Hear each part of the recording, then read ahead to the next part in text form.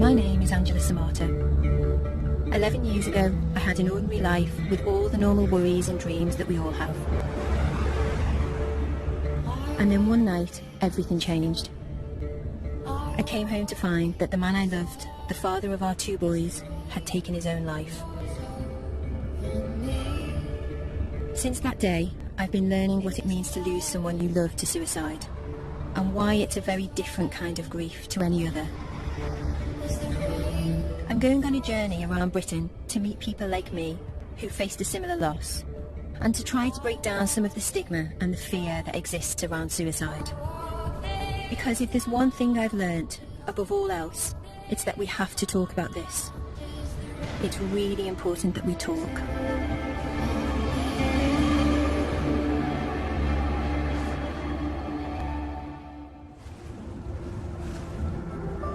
You may not know this, but there's around 6,000 suicides a year in the UK.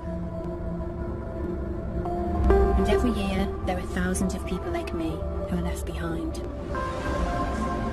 And we often feel isolated, as if we shouldn't really talk about what's happened. Luckily, I have a family for whom talking has never been a problem. Since my partner Mark died, every Sunday my mum Jenny comes round to my house in Birkenhead to cook lunch for the whole family. The more concerned she is about us, the more food we get.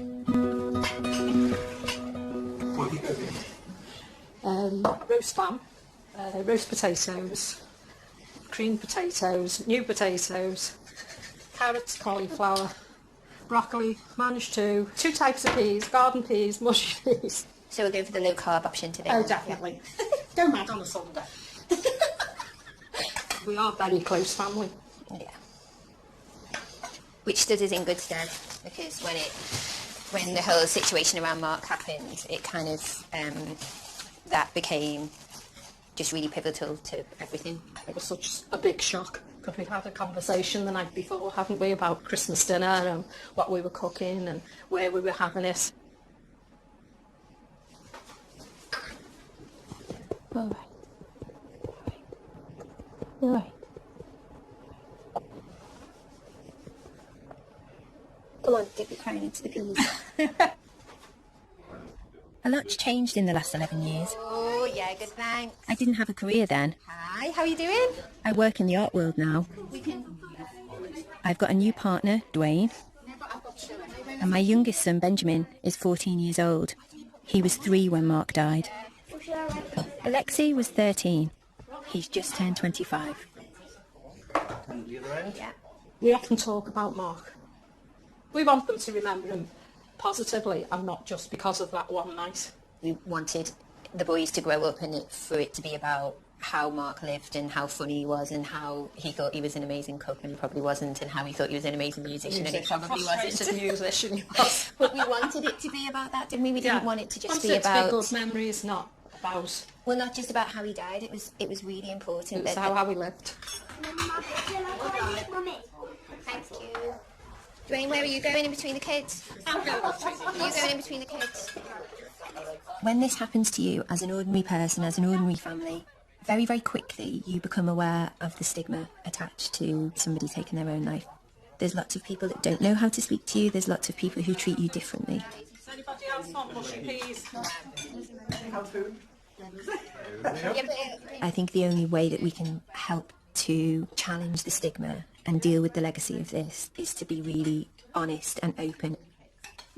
And I'm kind of hoping that that's what me talking about my experiences is going to, in some very, very tiny way, help to achieve.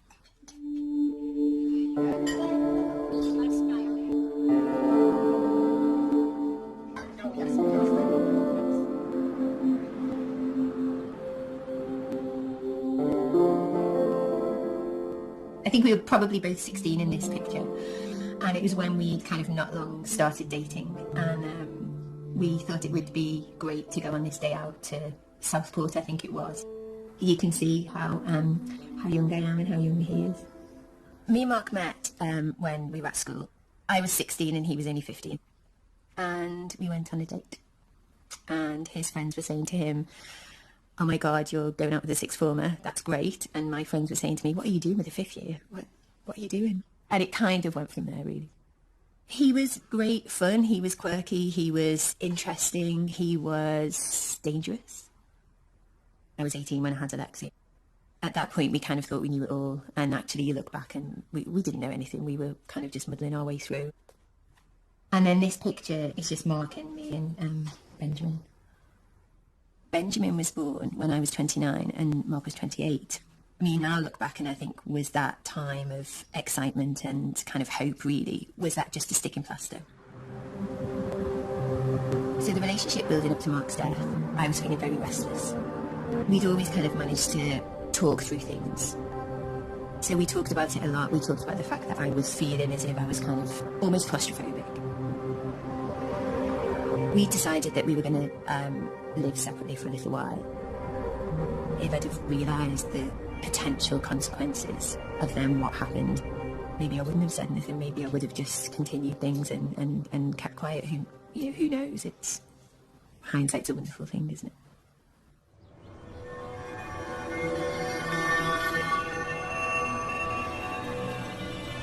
This is the park that we used to come to a lot, and the house where Mark's death occurred is actually just over the way there. I haven't been back here for years. It's mixed emotions, definitely. On the day that Mark actually died, I had just started a new job.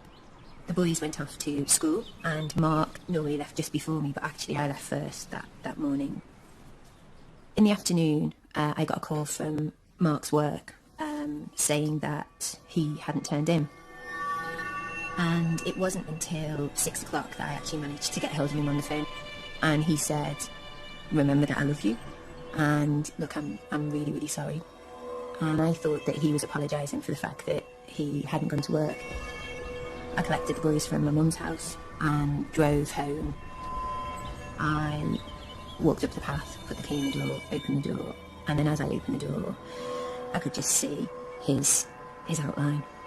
And at that point I realised that in fact Mark had hung himself in the hallway. And behind me I could hear the boys laughing. It was the most unreal, surreal situation. I find it hard to describe it really, because it was just something that never ever enters your head in your wildest imagination.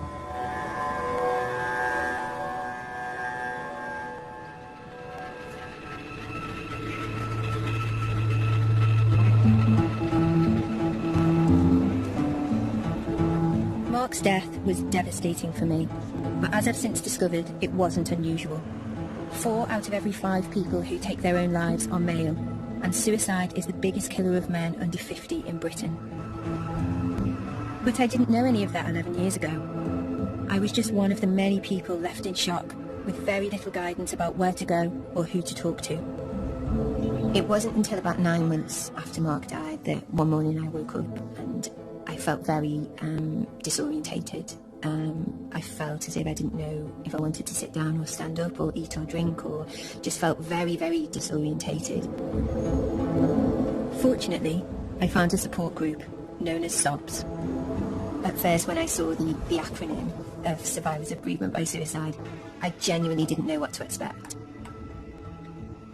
I think for me, when I lost my son, and I look back now, and they were very dark days, and I was just desperate for help in how to deal with the feelings, the emotions, the unanswered questions. And I get loads of support. I've got wonderful friends and family. But sometimes I think, do they really understand us? Do people understand? Because I think that death by suicide is horrendous, and it's worse than any other kind of death, I think. Well, I used the word a few years ago, but a tsunami of grief hits you. Yeah. You think you're doing all right, you're having an all right day. Yeah. And then wham. Yeah. And, Some of the people here have been coming to the support group for many years. Others, like Rebecca, are much more recently bereaved. I can't understand why my husband's left my children. And I see the pain in their faces. Yeah. I don't know, you can write a letter to your children and then take your life. How old are they? 14 and 18. How long has it been? 5 weeks. It's just very recent, isn't it? Yeah. I feel guilty in that I should have recognised that he was Yeah. in that dark place. And I feel that partly responsible for not perhaps understanding when he was a bit low, but I never thought he'd ever do this. My son, there were no signs whatsoever. No. As a mum, you question yourself, like, have I been a bad parent? What have I done that's, made him do this? But there were no signs. It was just like that. I remember going to the group. Losing someone in this way is a very specific type of bereavement. We experience emotions that are very specific to suicide. And it doesn't follow a natural pattern. There's no book that is going to say to you, you're going to go through this process, your grief is going to follow this path, and this is what you're going to experience at this time. It's literally that you can feel different emotions from hour to hour, from minute to minute sometimes. It is different. And that you can go for a little bit and you're all right, and then all of a sudden it smacks you again. What you're supposed to do is you stay in bed all day and just hope it's all going to go away. You feel like that? Because believe me, I do. And yesterday I thought to myself, what is the point? What is the point to all this? There's something about being bereaved by suicide and the fact that that person that you loved and that you knew, or you thought you knew, has taken their own life by their own hand. Coming to terms with that can be very, very difficult and can be a very long road. If my husband had had a heart attack, been murdered, knocked off his bike, although it would have been desperate, I could perhaps, it was out of his hands. But it's the thought that morning he got up, he made me a cup of tea in bed, he had his breakfast, he washed his dishes, he emptied the dishwasher, he drove to work, and 3 hours later he was dead. And that's what I find very, very hard to understand. Grief is unbelievable. I can't tell you how painful the grief. It's like you've ever lost your wallet, or something happens and you get a shock, your heart stops. That's it, but it's constant. And I want the world to stop, but it's not. It's carrying on, and it's very, very, very, very strange. When you openly talk about suicide, people are frightened of it, and that's not because people don't necessarily want to understand it. It's because for a long time those conversations haven't been happening. Sobs is just ordinary people who have been bereaved in the same way, who are willing to come along and share their experiences. We are trying in our small way to deal with the taboo of this subject. One of the questions that haunts you after suicide is why. Mark hadn't shown any obvious signs of depression, and like most people who take their own lives, he didn't leave a note. I've come to Glasgow University to meet Professor Rory O'Connor, one of the UK's leading experts on suicide, to see if he's got any answers for me. What a place to work. It's absolutely gorgeous. Great to meet you. Nice to meet you. So, we take a wee wander around. Yeah, great. For me, the big question after Mark died was, why did he take his life? Our research can never answer the question of why a particular individual. So, for example, we can't answer the question, sadly, why Mark took his own life. What we try and do is understand the common features of the suicidal mind. We speak to people who've tried to kill themselves. They try and understand the sort of factors which led up to why they attempted to end their own lives. And it's not a selfish act. Suicide is not a selfish act. It's an expression of unbearable pain. People take their own lives often not because they want to kill themselves, but because they want the pain to end. We talk about this constricted thinking, this tunnel vision, this tunnel logic, so that the person maybe is not necessarily looking outwardly distressed, but has decided themselves that for whatever set of reasons, and usually complex reasons, I'm going to kill myself. In a way, that's the end of their problems, because in their mind they find the solution. Professor O'Connor and his team have conducted tests with over 2,000 people who've attempted suicide.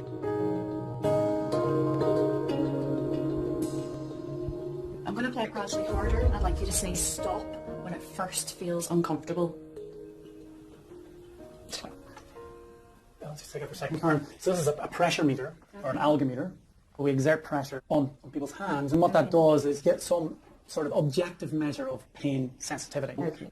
Because what we think might be going on is that people who attempt suicide have a higher pain threshold. They can put up with more physical pain than the average person. Yeah, so this is a measure of pain tolerance. Okay. Stop when you feel it's becoming too uncomfortable to continue.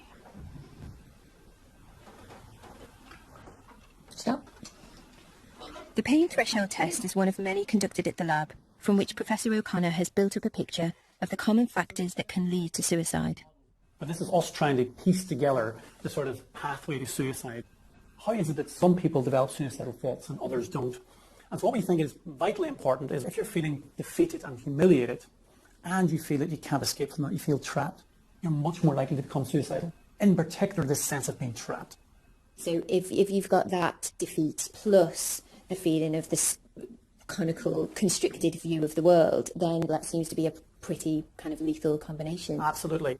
I'm just wondering, when you're looking at things like entrapment, it must be such a subjective thing. How do you even start having that conversation? Well, what we use are established questionnaires, which I'll just show you. It's 16 questions. And crucially, we don't just look at one question. They come together into an overall score of how trapped you feel. So we've got, I have a strong desire to escape from things in my life. I feel powerless to change myself. I would like to escape from my thoughts and my feelings. They feel like very, very poignant questions. Do people sometimes find them very difficult to answer? We've been doing this work now for 20 years, and in general, people are really, really glad that somebody's asking about them and trying to understand why suicide happens. Professor O'Connor's commitment to answering that question is more than just professional. Like me, he's lost someone to suicide.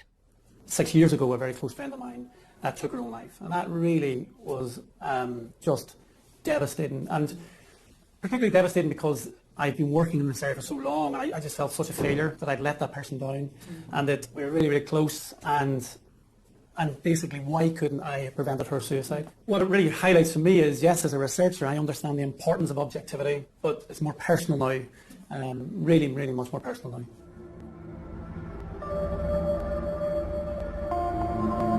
When Rory described how in the suicidal mind, that constriction of the worldview and how problems that you or I may consider as small may be magnified within that constricted view and may seem insurmountable. I could just kind of feel myself really, really relating to that and just wondering whether that was how Mark's view of the world had changed.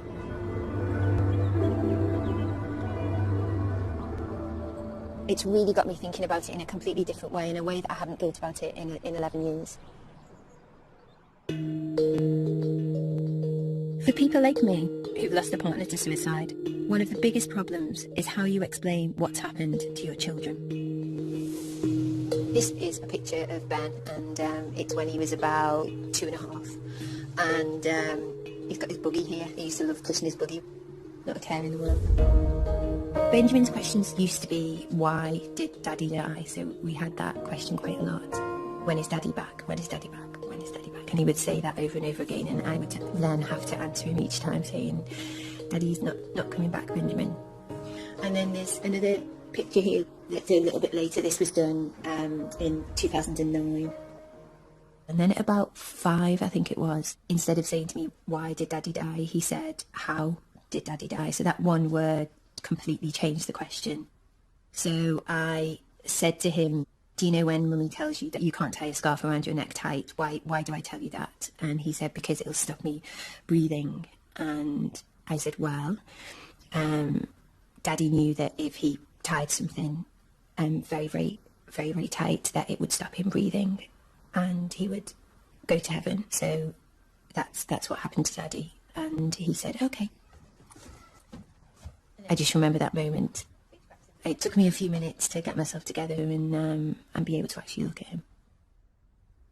My fear for the boys was that although I always wanted to talk very openly about their father with them, I also didn't want it to become an option for them. So it continues to be a very, very fine line between having the conversation that I feel very strongly should happen, and yet not having the conversation to the point where it becomes so normalised that it becomes like an okay thing to consider.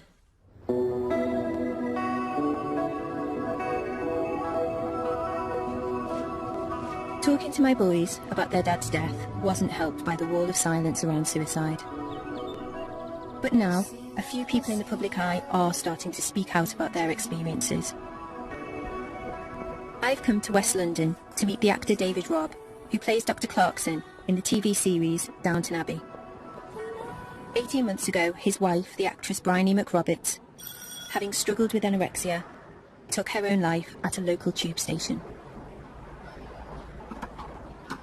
Hello. Hello. Come in. Can I interest you in a tea or a coffee? I would love a cup of tea, please. That Right. would be great. Come through to the Thank you. kitchen. Thank you. That's great. Thank you very much. Do you want to come through? Yes, please. Yeah. I'll follow you. I don't know. I'm on your turf. These are sort of, well, random photos. So, this is Bryony, about 5-6 years ago. Pretty lady. Absolutely beautiful. So she's about 50ish then. Wow. She doesn't look anywhere No. near 50. And that's the play that we met in. Betsy. So there she is, 18, me 28. We had this love scene. And did it just last a bit longer each night? It or? sort of did, yeah. She had to That's grow up in it. In the amazing. last act, she had her hair up. I always remember. And I used to have to stand behind her, walking on stage at one point. And I loved the back of her ears. I can remember quite clearly sort of falling in love with the back of her head. Really? Yeah, a long time ago, 1975. How long is it since your husband died? It's a little while now. It's 11 years. But You found Mark, didn't you? yeah, I did, yeah.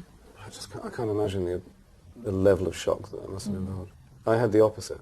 Bryony left the house before I came down in the morning and didn't come back. And then the police turned up Really? at about 4 o'clock in the afternoon because she had my Oyster card, my ticket thing. And I was advised by the police and the coroner not to see her body. So I never saw her. She just walked out of my life. So it's as if she's been erased in a nuclear explosion. Yeah. That's a very weird thing. And when I think of the memory, the physical memory and the smell of her and the back of her ears and all of the things that made her unique no longer exist. How? Because I touched them for 38 years. And that's difficult. Really difficult. Really difficult. I have the opposite in that the last time I held him was when he'd already passed away. And so although my head can compute that it was, I know that it was very real and all of that, it still has that same surreal sense that you have. So it's small comfort. It must have been so difficult for you to go through such a private time so publicly. It exploded in the media. Yeah. Only for 24 hours, but it was huge. Yeah. And you suddenly realise that it wasn't just the people that you invited to the funeral that were going to pitch up. There were going to be hundreds of other people. Yeah. And in some ways that was rather magnificent. It was stupendous. And if she'd seen, everybody said, God, if she could see. Yeah. Yeah. I had a supermarket thing where a total stranger came up and said, I'm so sorry. I just want to say I've always used to see you and your wife in here on a Saturday morning, and I know what happened. I'm just so terribly sorry. Well, that's very touching as well. Yeah, of course it is. For me, 18 months was a really difficult time because it felt as if everyone else's life was carrying on. Well, everybody else And I gets think used that's to it. what I found. And they I should, found difficult. because it's quite right that people are getting on and not forgetting, but it falls into some kind of perspective. But it's not really falling into perspective for me. Yeah. You kind of think, so who was this person that I was with? Because she wouldn't have done that. And I don't think there's any real coming to terms with that. You just have to somehow live with it. Tell me it gets better. Yeah, I can absolutely promise you that it gets Really? better. Yeah, absolutely. I've lost the person who was a rock for me. And in terms of taste and being a homemaker and a brilliant partner and a glamorous woman.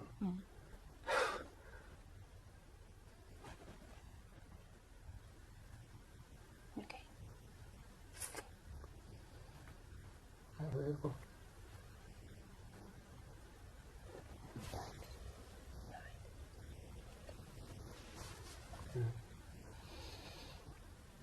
So it goes round and round, doesn't it?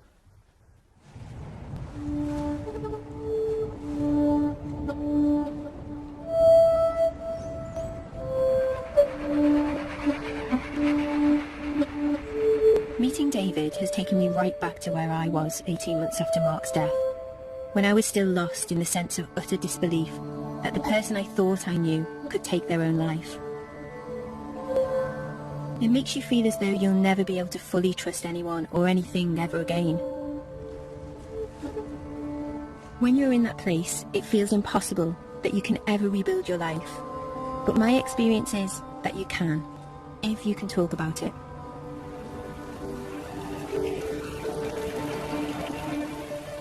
"11 years after Mark's death, my oldest son Alexei feels like he's done all of his talking. His dad was a keen amateur guitarist, and Alexei now expresses himself as the drummer of the band Io Lone.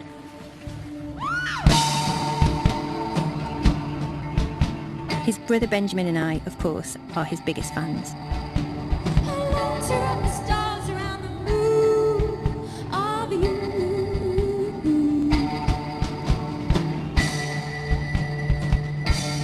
Alexei started drumming when he was about 14.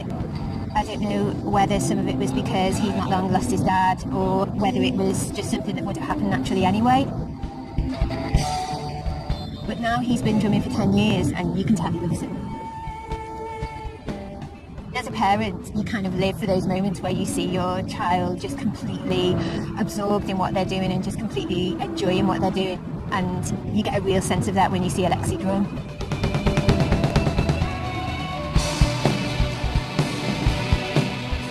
When he first started playing gigs, it was really, really difficult because when I used to go and watch him play, and it's kind of still the case now really, you do kind of wish every time he's on stage that his dad could see what he was doing really, because I think he'd be so proud of him.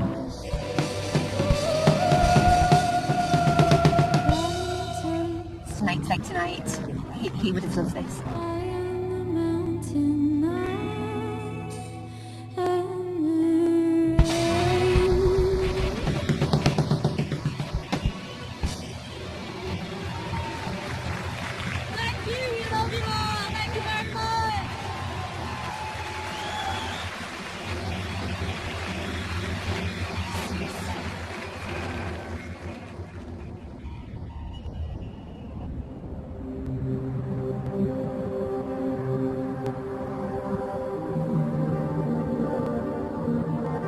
I understand now that there was a part of Mark that couldn't share how he was really feeling with us, his family. But I've often wondered whether things might have turned out differently if he'd been able to get away for a bit and speak to someone else. Here, in a residential street in North London, there's an organisation called the Maytree, which offers that option to people who feel suicidal. I've come to meet Angela Rodriguez, who's worked here for the last 8 years. Hello, is it Angela? It is, hello. Angela. Welcome to Maytree. Thank you so much.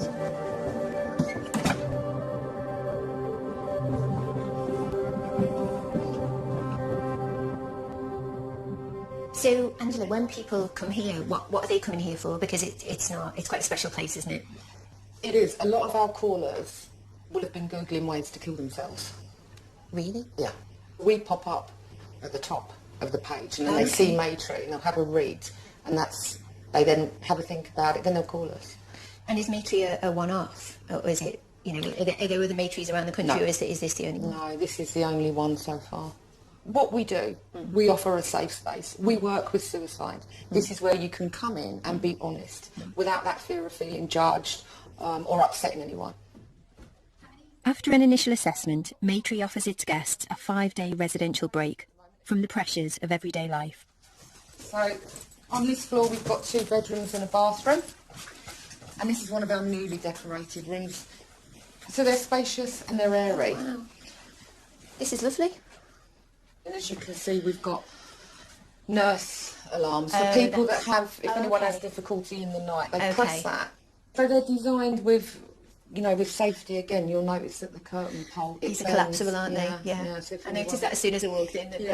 If anyone does try and make an attempt, it's not going to work. Have you ever had guests here who have actually taken it as an opportunity to attempt to take their lives here? Yeah, and what we say to guests, we make it very clear, we have a guest agreement, that if someone does make an attempt here, that we will have to intervene. The most important part, if that happens, is being with them and trying to hold on to our relationship with them, and not to just hand it over to someone and walk away. We won't do that. We'll be with them. We'll stay with them at the hospital. Okay. And hopefully, depending how bad it would ever be, if they're able to come back and finish their stay, they come back. The Maytree was set up 20 years ago by two former Samaritans who wanted to offer a refuge to people who felt isolated by their suicidal feelings. I mean, the stigma around suicide, I mean, I felt it as a bereaved person. Is it something that you feel, or that you think that the guests feel? Oh, absolutely. We need to be talking about suicide. We live in a society that's scared to talk about death, let alone suicide. We need to be able to be open and talk about it without that fear of being judged. That is so important. We need to use the word. Stop hiding from it. Stop hiding from it. Let's talk about it. And that's the key, talking.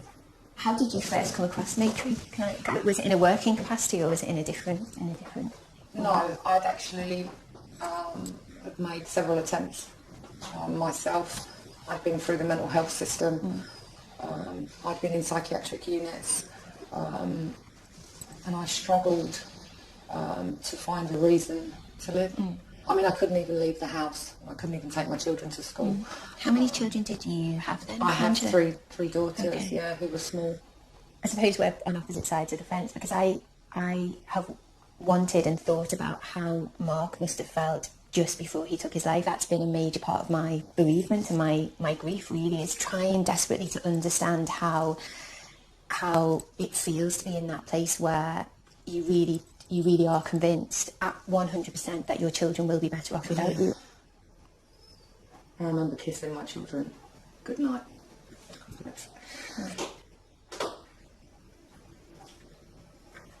Sorry. Okay. And just thinking that they would be better off. That they would not have to watch their mother. Not cope. You are in a box, whichever way you turn. It's just blackness all around you. It's almost like being in, I remember time thinking, no, come on, there must be a way. And it's like being in treacle.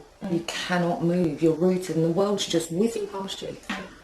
You can't see. And that's what's so important here, because for someone that's walking through this door that is suicidal, at that point, they may never have had contact with someone else that is suicidal.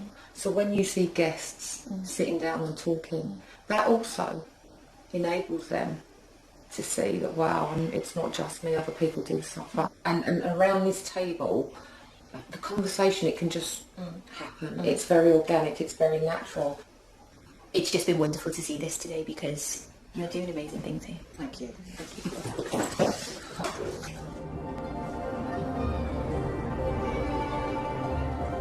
Almost all of Maytree's guests say that they suffer fewer suicidal thoughts and attempts after staying here. Which makes you wonder why, when suicide is such a big problem, this is the only house of its kind in the UK. Hindsight is a wonderful thing, but I just wish that if Mark had known about somewhere like Maytree, that maybe he could have just come somewhere like this for a few days. I just wish that he'd have known about this.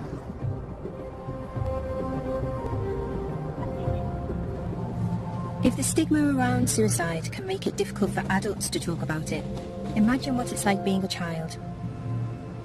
When Mark died, my boys, Alexi and Ben, lost one parent and were left with me, the other, completely traumatised.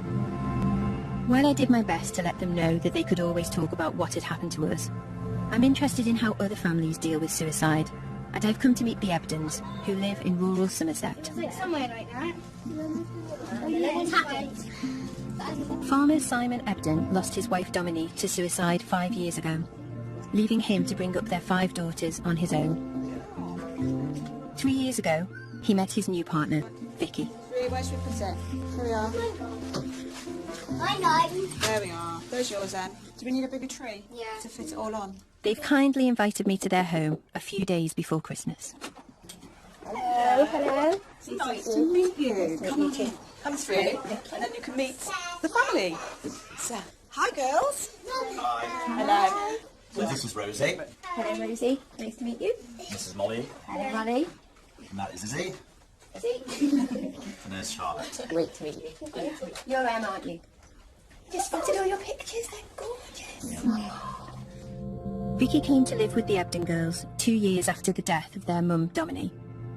When you first became part of the family, you weren't just dealing with Simon's grief, you were dealing with the 5 girls as well, and the baby was a baby. There were days when, you know, Mum's name would be mentioned and they would get upset, and Simon he would cry all the time, and the girls they just couldn't bear it. So it stopped them from crying. So they were too scared to cry because it makes Simon cry, and then it was just a vicious circle. I've come from a family where we do a lot of talking. I think it's important that if you have something inside you, that you let it out. Vicky contacted Winston's Wish, a charity which works with bereaved children, including those who've lost their mum or their dad to suicide. So when you went to Winston's Wish, tell me about that. They talked to us and told us about like the camp that the weekend we went, and then we went to it, and it was really fun because it wasn't actually much talking. It was, but they tried not to make it upsetting. Yeah. We like had on the first day we did loads of activities like archery and we were in like groups. Each of us were in a different group. We did all the games first, so that I think it was like a trust building thing. Yeah. And we all sort of like learned a lot about each other. Yeah. It sounds like stupid stuff, but no, but it doesn't matter. But you got to know each other first as kind of people. It was good because you realise that you're really not the only one. Yeah. Okay. Like even though they say that you're not, like you don't really know anyone. But then you go there and everyone's in the exact same boat. You struggled, Charlotte, didn't you? You found it really upsetting. You didn't like it. No. No. She still doesn't like it. Still doesn't like talking about it. Tell me why. I just don't think I have to. Okay. It's not that I don't want to. I don't mind talking about it. It's okay. It's just, it's upsetting. Yeah. This is Dominic. Let's have a look at this one. This is your one. Is this This the one is that on you... holiday. This is the one that you... Do you have this one in your bedroom? Yeah. My boys have pictures of their dad in their bedroom too. This is quite a nice natural photo, Yeah. which we only found a few days ago. Dominic, who was my best friend, person I loved, she was everything. Fantastic mother, you know. You never think she would do anything like that, you know. But obviously she was in a bad place, you know, and was just, well, couldn't take it any longer.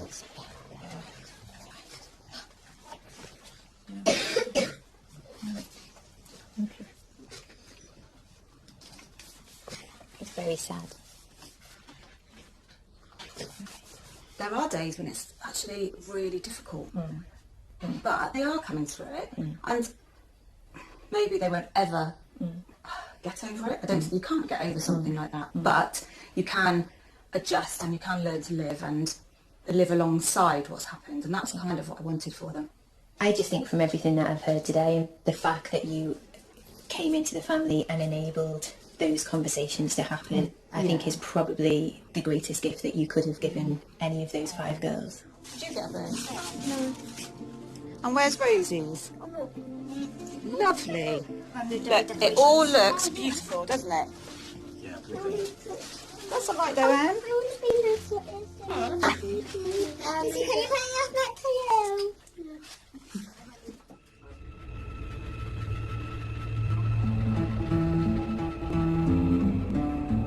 Before I go home for Christmas myself, I'm heading to Norfolk to meet a woman called Jackie Page.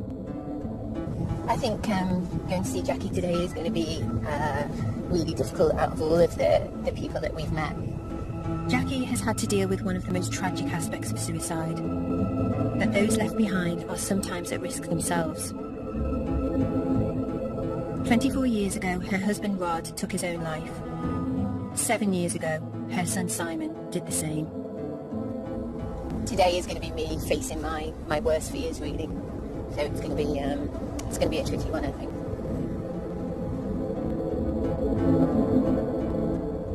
That was Simon when he was probably about 3 or 4 there in the snow with his rabbit, bless him.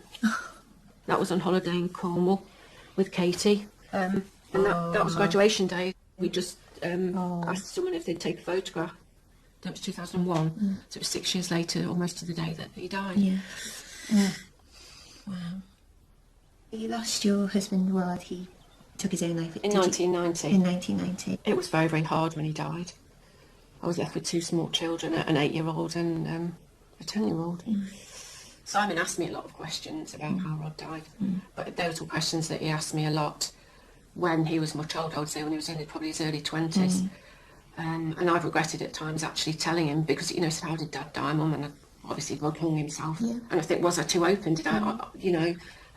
But as a parent, I've always been honest with them and open in that way. He went down to London. He wanted to go into finance. And then his troubles began, really. He'd ring me virtually every day. He'd got anxiety and stress with the job, and he started to become ill. But anyway, he came home, and even though he was so ill, we had 6 amazing months, really. And I'm grateful that I had those 6 months with him.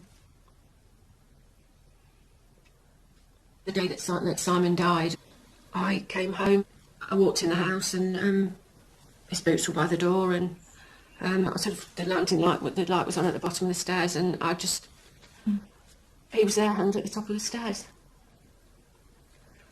I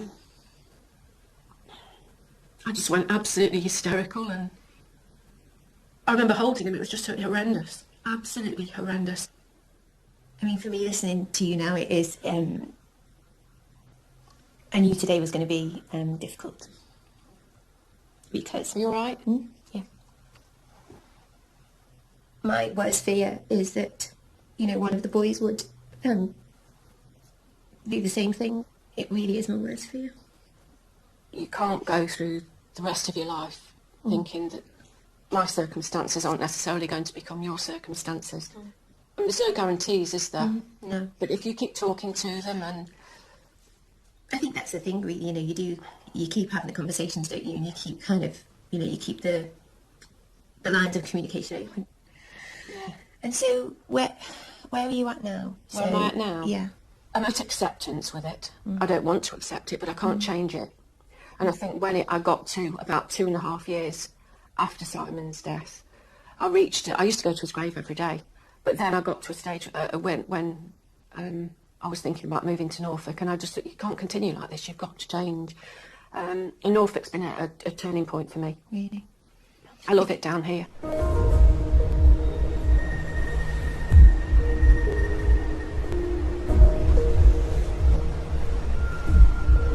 Since moving to the Norfolk coast, Jackie has started a new career and set up a support group for others who've lost people they love to suicide.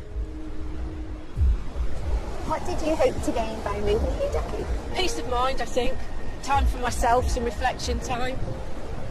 It's been a turning point, really. I love the place. I'm home now. Yeah. I mean, it's so beautiful here, I can definitely see why. And I mean, life isn't wonderful all the time, is it? Nobody's is, but everything since I've been here has gone right. For me personally, it's been a healer, really. Yeah.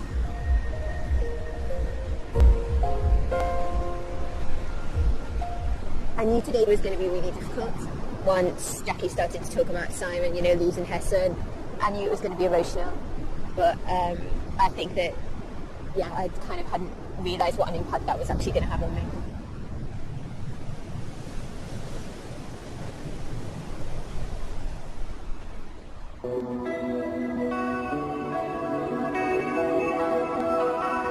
Before going home to see my boys, there's someone I'm keen to catch up with. I've been thinking a lot about Rebecca, who I met at the Liverpool support group. It's only 10 weeks since her husband Andy died. After any suspected suicide, there has to be a public inquest, and the one into Andy's death took place yesterday, just before Christmas. That's in Turkey just before he died, actually, about a month before. And then that's one of us at a charity ball a few years ago. You look amazing. Oh, well, yeah. Absolutely amazing. Have your hair done. That's the one with sugar, yeah. Okay. It's so lovely to see you again after I met you in the support group. And yesterday was the inquest. A particularly difficult day. I was a little bit disappointed that it went ahead with only being 3 days before Christmas. Yeah. I asked if it would be postponed because the children are on holiday from school. They're not little, but even so, you have to consider them, don't you? Yeah. And did it last for a long time, No. the session? How long were you... Gosh, it must have only been about 30 minutes, if that. It just felt as though we were dealing with, I don't know, a parking ticket or a shoplifting offence or something. And I don't agree with it being open to the public either. I can't understand why. He wasn't a criminal, he'd done nothing wrong. You know, I hadn't hurt anybody else. But yes, it's such a private thing that becomes so public and you have no control over. Yeah, that's right. So did they go through the events of the day? They went through obviously the date and the time he was found, who found him, who identified him. And then they went into the cause of death. But they went, and that really upset me, because I burst into tears, because they went into detail about the rope around his neck. Apparently he died very quickly. So I was comforted in a little way that he died quickly, but I don't think I needed to know the full details. And then the verdict was suicide. My husband was depressed. Okay. And that was it, basically. He honestly didn't realise all the impact of what he did. And the after effects. And he wouldn't have wanted to leave me, I don't think, with all of this to deal with. No. But he has. He was in a dark place and, you know, couldn't take any more. How did you feel? Did you feel I feel let a bit down? angry and let down. Yeah, I do. He's died and I'm now left with a lot of things he couldn't cope with on my own. So, yes, he's out of pain, but my pain started now. Yeah. It's hard. Yeah. It really, really is. Yeah. Sorry. No, it's fine. And how do the boys grow up, you know? How do they form relationships? That worries me as well. You know, I always say that things happen in a child's life affect them when they get older, don't they? And that's what worries me, when they grow up. I think that is, for me, you've kind of just hit the nail on the head, really. For me, that is the most difficult part of the legacy of this, really, is we share the same fear, you know. I mean, I have to say, Rebecca, you strike me as somebody who is just incredibly strong. I mean, the fact that we're sitting here having a conversation today and it's the day after the inquest and it's only 10 weeks since you lost your husband. And my GP wants me to go in on the 5th of January with a 5-year plan. I don't quite know what the 5-year plan's going to be, because I can't think about what my next 5-minute plan is, never mind 5 years. A 5-year plan? A 5-year plan. Oh God, I don't think I could even do that now, let alone 3 months after Mark died.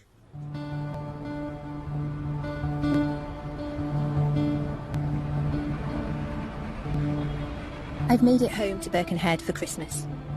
And while I'm still convinced that honesty and openness are the best way to deal with losing someone you love to suicide, when it comes to your own kids, you never stop worrying. I've been speaking to lots of different people and some of it's been quite upsetting. And it kind of just got me thinking about whether the fact that we'd always been really honest with each other and we'd always been able to talk about it, well, whether you felt actually we had always been able to talk about it. We have, I think. But yeah, on the whole, I think I've come to terms with it quite well. Yeah. Do you think you'll always have questions? No, I think I've asked all my questions. But again, I will ask the same questions because I forget the answers. You know what worries me about the way that Dad died, and it worries me that if you were ever feeling, you know, you kind of were struggling with anything, and I always say to you, don't I, that talk to you about it. Yeah. Do you think that because of what we've been through, you will always be able to talk to me about things? Yeah. I would always tell you, of course, but before I actually felt the need to do something. Yeah. So do you think that we're okay? Yeah. Do you think I did the right thing by telling you? Absolutely. Yeah? Positively. Thank you. Okay.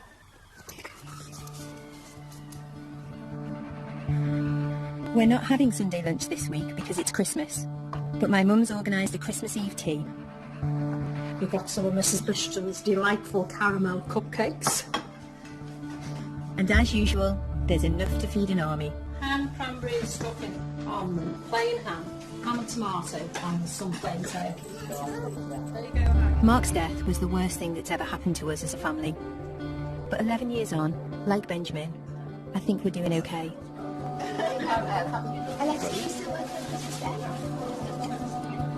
You don't ever get over losing someone to suicide. But if you can talk about it, then one day you can be happy again. More than anything, that's what I've learned.